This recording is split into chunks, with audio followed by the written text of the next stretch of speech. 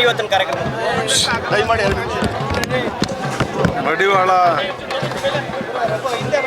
ಮಾಚೇದೇವರ ಜಯಂತ್ಯೋತ್ಸವ ಕಾರ್ಯಕ್ರಮವನ್ನು ಮೈಸೂರು ನಗರದಲ್ಲಿ ಅದ್ಧೂರಿಯಾಗಿ ಆಚರಣೆ ಮಾಡ್ತಾ ಇದ್ದಾರೆ. ಮಡಿವಾಳ ಮಾಚೇದೇವರು 21ನೇ ಶತಮಾನದ ಬಸವಣ್ಣನವರ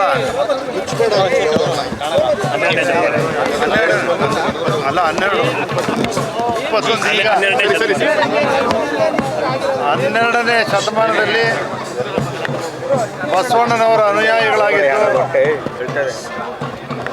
ಅವರ ವಚನಗಳನ್ನು ಅವರ ಮಾರ್ಗದರ್ಶನದಲ್ಲಿ ಇಡೀ ಮಡಿವಾಳ ಸಮುದಾಯ ಎಲ್ಲ ದೇವತಾ ಕಾರ್ಯಗಳಿಗಿರ್ಬೋದು, ಯಾವುದೇ ಕಲ್ಯಾಣ ಕಾರ್ಯಕ್ರಮಗಳಿರ್ಬೋದು, ಯಾವುದೇ ಒಂದು ದೇವಾಲಯಗಳಲ್ಲಿ ಅಥವಾ ಕಲ್ಯಾಣ ಕಾರ್ಯಕ್ರಮಗಳಲ್ಲಿ ಮಡಿವಾಳ ಸಮಾಜದ ಮಡಿ ಇಲ್ಲದೆ, ಅವರ ಆಶೀರ್ವಾದ ಇಲ್ಲದೆ ಯಾವುದೇ ಕಾರ್ಯಕ್ರಮಗಳನ್ನು ಕೂಡ ನಡೆಯಲ್ಲ. ಶತಶತಮಾನಗಳಿಂದ ಏನು ತುಳಿತಕ್ಕೊಳಗಾಗಿರ್ತಕ್ಕಂಥವ್ರು ಎಲ್ಲರೂ ಕೂಡ ಈ 21ನೇ ಶತಮಾನದಲ್ಲಿ ಎಲ್ಲರಿಗೂ ಕೂಡ ಸಮಾನತೆ, ಸಾಮಾಜಿಕ ನ್ಯಾಯ, ಅಂಬೇಡ್ಕರ್ ಅವರ ಸಂವಿಧಾನದಂತೆ ಪ್ರತಿಯೊಬ್ಬರಿಗೂ ಸಮಾನತೆ, ಸಾಮಾಜಿಕ ನ್ಯಾಯ, ಸರ್ವರಿಗೂ ಸಮಪಾಲು ಸಮಬಾಳು ಅಂತಕ್ಕಂಥ ಒಂದು ಧ್ಯೇಯದ ಆದೇಶದೊಂದಿಗೆ, ಆದರ್ಶಗಳೊಂದಿಗೆ ಇವತ್ತೆಲ್ಲರೂ ಕೂಡ ಸೇರಿ ಅತ್ಯಂತ ಭಕ್ತಿಯಿಂದ, ಶ್ರದ್ಧೆಯಿಂದ ಅರಮನೆ ಮುಂಭಾಗದ ಗಣಪತಿ ಆಂಜನೇಯನ ದೇವಾಲಯದ ಮುಂಭಾಗದಲ್ಲಿ ಸೇರಿ ಎಲ್ಲ ಪೂಜಾ ಕಳಸದೊಡನೆ, ಮಡಿವಾಳ ನಂದಿ ಕಂಬದ ಒಡನೆ, ವಾದ್ಯಗೋಷ್ಠಿಯೊಡನೆ ಎಲ್ಲ ವಿಜೃಂಭಣೆಯಿಂದ ಇವತ್ತೆಲ್ಲರೂ ಕೂಡ ಮಡಿವಾಳ ಮಾಚೇದೇವರ ಉತ್ಸವವನ್ನು ಆಚರಣೆ ಮಾಡ್ತಾ ಇದ್ದಾರೆ. ಈ ಒಂದು ಸಂದರ್ಭದಲ್ಲಿ ಆ ಎಲ್ಲ ಈ ಒಂದು ಸಮುದಾಯದ ಕೊಡುಗೆ ಅಪಾರ ಇರ್ತಕ್ಕಂಥದ್ದು. ಇಷ್ಟೆಲ್ಲ ಆದರೂ ಕೂಡ ಈ ಸಮುದಾಯಕ್ಕೆ ಒಂದು ಶಾಶ್ವತವಾದಂಥ ಒಂದು ಕಲ್ಯಾಣ ಮಂಟಪ ಆಗಲಿ, ಒಂದು ಸಮುದಾಯ ಭವನ ಆಗಲಿ, ಯಾವತ್ತೂ ಕೂಡ ಸೇರ್ತಕ್ಕಂಥ, ಎಲ್ಲರೂ ಕೂಡ ಒಟ್ಟಾಗಿ ಸೇರ್ತಕ್ಕಂಥ ಒಂದು ಕಾರ್ಯಕ್ರಮ ಇದುವರೆಗೂ ಕೂಡ ಆಗಿಲ್ಲ. ಅವರ ಒಂದು ಕೋರಿಕೆ ಇದೆ. ಮೈಸೂರು ತಾಲೂಕಿನಲ್ಲಿ ಚಾಮುಂಡೇಶ್ವರಿ ವಿಧಾನಸಭಾ ಕ್ಷೇತ್ರದಲ್ಲಿ ನಮಗೆಲ್ಲಿಯಾದರೂ ಕೂಡ ಸೇರಿಸಿ ಒಂದು ಮಡಿವಾಳ ಮಾಚಿದೇವರ ಒಂದು ಸಮುದಾಯ ಭವನವನ್ನು ಕಟ್ಟಬೇಕು, ಮಾಡಬೇಕು ಅಂಥೇಳಿ ಮಡಿಕಟ್ಟೆ ಅವರ ಇತಿಹಾಸದಲ್ಲಿ ಬಂದಿರತಕ್ಕಂಥ ಮಡಿಕಟ್ಟೆಯನ್ನು ಮಾಡಬೇಕು ಅಂತಕ್ಕಂಥ ಎಲ್ಲ ಮನವಿಯನ್ನು ಕೂಡ ಮಾಡ್ತಾ ಇದ್ದಾರೆ. ಇದನ್ನು ನಾವು ಸರ್ಕಾರದ ಗಮನಕ್ಕೆ, ಮುಖ್ಯಮಂತ್ರಿಗಳ ಗಮನಕ್ಕೆ, ಜಿಲ್ಲಾ ಉಸ್ತುವಾರಿ ಗಮನಕ್ಕೆ, ನಮ್ಮ ರಾಜೀವ್ ಅವರು ಕೂಡ ನನ್ನ ಜೊತೆ ಇದ್ದಾರೆ, ಸಂಘದವರೆಲ್ಲರೂ ಕೂಡ ಪದಾಧಿಕಾರಿಗಳಿದ್ದೀರಿ, ನಾವು ಅವರ ಗಮನಕ್ಕೂ ಕೂಡ ತಂದು ನಾವು ಕೂಡ ಎಲ್ಲ ಒಟ್ಟಾಗಿ ನಗರದ ಶಾಸಕರುಗಳು ಹರೀಶ್ ಗೌಡ್ರು ಇರ್ಬೋದು, ತನ್ವೀರ್ ಸೇಠ್ ಇರ್ಬೋದು, ವತ್ಸಾವ್ರು ಇರ್ಬೋದು, ನಾನಿರ್ಬೋದು, ನಾವೆಲ್ಲರೂ ಕೂಡ ಒಟ್ಟಾಗಿ ಸೇರಿ ಈ ಸಮುದಾಯಕ್ಕೆ ಒಂದು ಶಾಶ್ವತವಾದಂಥ ಒಂದು ಭವನವನ್ನು ಕಟ್ಕೊಡ್ತಕ್ಕಂಥ ಕೆಲಸವನ್ನು ಮಾಡೋಣ, ಪ್ರಯತ್ನ ಮಾಡ್ತೇವೆ ಅಂತೇಳಿ ಈ ಸಂದರ್ಭದಲ್ಲಿ ಹೇಳಿ ಮಡಿವಾಳ ಮಾಚಿದೇವರ ಜಯಂತ್ಯೋತ್ಸವ ಶುಭಾಶಯಗಳನ್ನು ನಾಡಿನ ಜನತೆಗೆ ಸಮಾಜಕ್ಕೆ ಎಲ್ಲರೂ ಕೂಡ ಕೋರ್ತೇನೆ. ಅವರ ಆಶೀರ್ವಾದ ಎಲ್ಲರೂ ಕೂಡ ಇರಲಿ, ಚಾಮುಂಡೇಶ್ವರಿ ಆಶೀರ್ವಾದ ಎಲ್ಲರಿಗೂ ಇರಲಿ ಅಂತೇಳಿ ಶುಭ ಕೋರ್ತೇನೆ. ಮೈಸೂರು ಮತ್ತು ರಾಜ್ಯಕ್ಕೆ ಯಾವೆಲ್ಲ ನಿರೀಕ್ಷೆ? ಇವತ್ತು ಸುಮಾರು ನಿರ್ಮಲಾ ಸೀತಾರಾಮನ್ರವರು ಕರ್ನಾಟಕ ರಾಜ್ಯದಿಂದನೇ ಆಯ್ಕೆಯಾಗಿ ಹೋಗಿರ್ತಕ್ಕಂಥವರು 8ನೇ ಬಾರಿಗೆ ಬಡ್ಜೆಟನ್ನು ಮಂಡಿಸ್ತಾ ಇದ್ದಾರೆ. ಅಪಾರ ಅನುಭವ ಇದೆ. ಪ್ರಧಾನಮಂತ್ರಿಗಳು ನರೇಂದ್ರ ಮೋದಿಯವರು ಕೂಡ ಮೈಸೂರಿಗೆ ಬಂದು ಮೈಸೂರು ನಗರಕ್ಕೆ ಬೇಕಾದಂಥ ನಾವೆಲ್ಲರೂ ಕೂಡ ಮನವಿಯನ್ನು ಮಾಡಿದ್ದೇವೆ. ಏರ್ಪೋರ್ಟು ಅತಿ ತುರ್ತಾಗಿ ಆಗಬೇಕು ಅಂತಕ್ಕಂಥದ್ದು, ಪ್ರವಾಸೋದ್ಯಮದ ಬಗ್ಗೆ, ಪ್ರತಿಯೊಂದು ಅಭಿವೃದ್ಧಿಯ ಬಗ್ಗೆಯೂ ಕೂಡ ವರದಿಯನ್ನು ಅವರು ಪಡೆದಿದ್ದಾರೆ. ಇವತ್ತಿನ ಬಡ್ಜೆಟ್ಟಲ್ಲಿ ಭಾಳ ನಿರೀಕ್ಷೆಯನ್ನು ಇಟ್ಕೊಂಡಿದ್ದೇವೆ. ಮೈಸೂರು ನಗರ ಅಭಿವೃದ್ಧಿಗೆ ಪೂರಕವಾದಂಥ ಬಡ್ಜೆಟಲ್ಲಿ ಘೋಷಣೆ ಮಾಡ್ತಾರೆ ಅಂತಕ್ಕಂಥ ನಂಬಿಕೆ ವಿಶ್ವಾಸ ನಮಗಿದೆ ಅಂತ. ಸರ್, ಈಗ ಮೈಕ್ರೋ ಫೈನಾನ್ಸ್ ಕಿರುಕುಳಕ್ಕೆ ಸಾಕಷ್ಟು ಜನ ಇದು ಮಾಡ್ತಾ ಇದ್ದಾರೆ. ಸರ್ಕಾರ ಸುಗ್ರೀವಾಜ್ಞೆಯನ್ನು ಜಾರಿ ಮಾಡಬೇಕು ಅಂತ ಹೇಳ್ತಾ ಇದ್ದಾರೆ, ಅದ್ರಲ್ಲಿ ತಡ ಮಾಡ್ತಾ ಇದ್ದಾರೆ.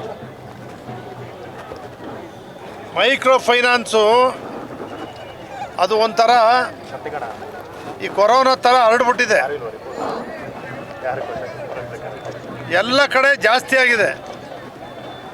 ಮತ್ತೊಂದು ಕಡೆ ನೀವು ನೋಡ್ತೀರಿ, ಯಾರೋ ಬಂದು ಒಂದೊಂದು 1,000 ರೂಪಾಯಿ ಕಟ್ಟಿ 10,000 ಬರ್ತದೆ, 10,000 ಕಟ್ಟಿ 1,00,000 ಬರ್ತದೆ ಅಂತೇಳಿ ಮಾಡಿ ಅದಕ್ಕೂ ಜನರು ಮಾರೋಗಿ ಒಳ್ಳೆ ಹೋಗ್ತಾ ಇರ್ತಕ್ಕಂಥದ್ದು ಕೂಡ ಇವತ್ತು ನಾವು ಕಾಣ್ತಾ ಇದ್ದೇವೆ. ಅದಕ್ಕೂ ಸಿಕ್ಕಿ ಬಲಿಯಾಗ್ತಾ ಕಾಣ್ತಾ ಇದ್ದೇವೆ. ಇನ್ನೊಂದು ಕಡೆ ಮೈಕ್ರೋ ಫೈನಾನ್ಸು ದಿನದ ಬಡ್ಡಿ, ತಿಂಗಳ ಬಡ್ಡಿ ಹಿಂದಿನ ಕಾಲದಲ್ಲಿ ಇತ್ತು. ಅದಕ್ಕೋಸ್ಕರ ಸಹಕಾರ ಕ್ಷೇತ್ರದಿಂದ ಎಲ್ಲ ಬಡಬಗ್ಗರಿಗೆ, ರೈತರಿಗೆ ಎಲ್ಲರೂ ಸಾಲ ಸೌಲಭ್ಯ ಕೊಡ್ತಕ್ಕಂಥ ವ್ಯವಸ್ಥೆ ಇತ್ತು. ಆದರೆ ಇವತ್ತು ಅವರೆಲ್ಲರೂ ಕೂಡ ಯಾವ ರೀತಿ ಸಾಲ ಸೌಲಭ್ಯವನ್ನು ಹೆಚ್ಚು ಕೊಡ್ತಕ್ಕಂಥದ್ದನ್ನು ಪರಿಣಾಮಕಾರಿಯಾಗಿ ಕೇಂದ್ರ ಸರ್ಕಾರನೂ ಕೂಡ ಬಡವರಿಗೆ, ಅದು ಕೈಗಾಡಿಗೆರು ಇರ್ಬೋದು, ತರಕಾರಿ ಮಾರರು ಇರ್ಬೋದು, ಸಣ್ಣ ಪುಟ್ಟ ವ್ಯಾಪಾರ ಮಾಡ್ಕೊಂಡು ಜೀವನ ಮಾಡ್ತಕ್ಕಂಥವ್ರು ಕೂಡ ಯಾವ ಸುಗ್ರೀವಾಜ್ಞೆಯನ್ನು ತಂದು ಇವತ್ತೇನು ಮಾಡ್ತಾ ಇದ್ದಾರೋ ಅದು ಅಧ್ಯಯನ ಮಾಡಬೇಕು. ಶೀಘ್ರವಾಗಿ ಮಾಡಿ ಪೊಲೀಸ್ನವ್ರಿಗೆ ಅದರಿಂದ ಹೆಚ್ಚು ವಸೂಲಿ ಮಾಡ್ತಕ್ಕಂಥ ಸಂದರ್ಭದಲ್ಲಿ ಮತ್ತೊಂದು ಕಿರುಕುಳ ಆಗದೆ ಇರ್ತಕ್ಕಂಥ ಕಾನೂನು ಕೂಡ ರೂಪಿಸಬೇಕಾಗ್ತದೆ. ವಸೂಲಿನ ತಡೆಯಕ್ಕೆ ಹೋಗಿ ಯಾರ್ಯಾರನ್ನೂ ಅರೆಸ್ಟ್ ಮಾಡ್ತಕ್ಕಂಥದ್ದು, ಇಲ್ಲೀಗಲ್ ಆಗಿ ಮಾಡ್ತಕ್ಕಂಥದ್ದು ಕೂಡ ಬರುತ್ತೆ. ಅದೆಲ್ಲವನ್ನು ಕೂಡ ಅಧ್ಯಯನ ಮಾಡಿ, ಯೋಚನೆ ಮಾಡಿ ಈ ಮೈಕ್ರೋ ಫೈನಾನ್ಸನ್ನು ತಡೆಗಟ್ಟತಕ್ಕಂಥದ್ದಕ್ಕೆ ಸುಗ್ರೀವಾಜ್ಞೆ ತರಲೇಬೇಕು. ತರ್ತಕ್ಕಂಥ ಸಂದರ್ಭದಲ್ಲಿ ಈ ಎಲ್ಲ ಆಲೋಚನೆಗಳನ್ನ ಮಾಡಲೇಬೇಕಾಗ್ತದೆ.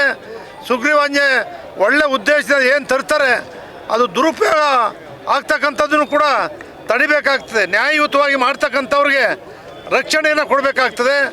ಯಾರು ಇಲ್ಲೀಗಲ್ ಮಾಡಿ ಈ ರೀತಿ ಪ್ರಾಣಹತ್ಯೆಗೆ ಕಾರಣೀಭೂತರಾಗ್ತಿದ್ದಾರೆ ಅವ್ರಿಗೆ ಶಿಕ್ಷೆ ವಿಧಿಸ್ತಕ್ಕಂಥದ್ದು ಕೂಡ ಆಗಬೇಕಾಗ್ತದೆ.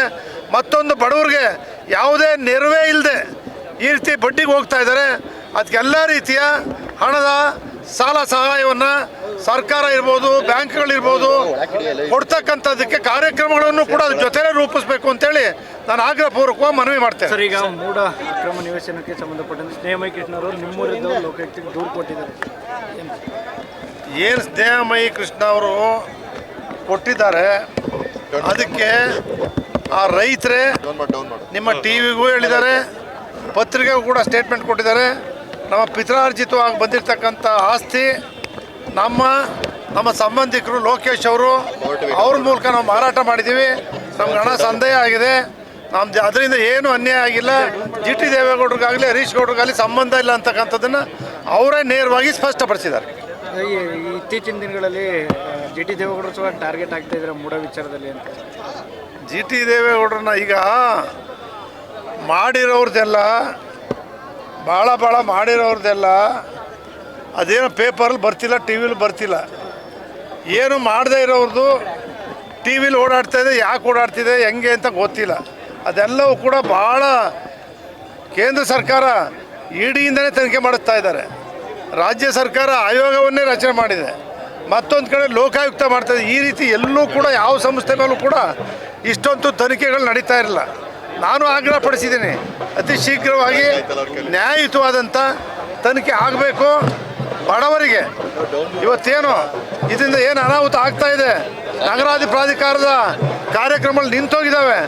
ಅವೆಲ್ಲ ಪ್ರಾರಂಭ ಮಾಡದೆ ಹೋದರೆ ಮನೆಗಳು ಕಟ್ತಾ ಇರ್ತಕ್ಕಂಥವ್ರಿಗೆ, ನಿವೇಶನ ಪಡಿತಕ್ಕಂಥವ್ರಿಗೆ, ಅವರು ಕಾನೂನುಬದ್ಧವಾಗಿ ಒಂದು ನಗರ ನಿರ್ಮಾಣ ಮಾಡ್ತಕ್ಕಂಥವ್ರಿಗೂ ಕೂಡ ತೊಂದರೆ ಆಗಿದೆ. ನಗರಾಭಿವೃದ್ಧಿ ಪ್ರಾಧಿಕಾರ ಎಲ್ಲ ಕೆಲಸಗಳಿಂದ ಕೂಡ ಕುಂಠಿತ ಆಗಿದೆ, ಸ್ಟಾಪ್ ಆಗಿದೆ. ಯಾವುದೇ ಕಾರ್ಯಕ್ರಮಗಳು ಮೈಸೂರು ಮಹಾರಾಜರು ಭಾಳ ದೂರದೃಷ್ಟಿ ಇಟ್ಕೊಂಡು ಎಲ್ಲರಿಗೂ ನಿವೇಶನ ಕೊಡಬೇಕು, ಮನೆಗಳು ಕೊಡಬೇಕು ಅಂತಕ್ಕಂಥ ಉದ್ದೇಶದಿಂದ ನಗರಾಧಿ ಪ್ರಾಧಿಕಾರ ಏನು ಪ್ರಾರಂಭ ಆಗಿದೆ ಆ ಎಲ್ಲ ಕಾರ್ಯಕ್ರಮಗಳನ್ನು ಕೂಡ ಲೀಗಲ್ಲಾಗಿ ನ್ಯಾಯಯುತವಾಗಿ ಕೂಡಲೇ ಪ್ರಾರಂಭ ಮಾಡಬೇಕು ಅಂತೇಳಿ ಕೂಡ ಒತ್ತಾಯ ಮಾಡ್ತೀನಿ. Thank you. ಹೆಚ್ಚಿನ ವಿಡಿಯೋಗಳಿಗೆ ಪ್ರತಿಧ್ವನಿ ಯೂಟ್ಯೂಬ್ ಚಾನೆಲ್ ಸಬ್ಸ್ಕ್ರೈಬ್ ಮಾಡಿ, ಬೆಲ್ ಐಕಾನ್ ಕ್ಲಿಕ್ ಮಾಡಿ.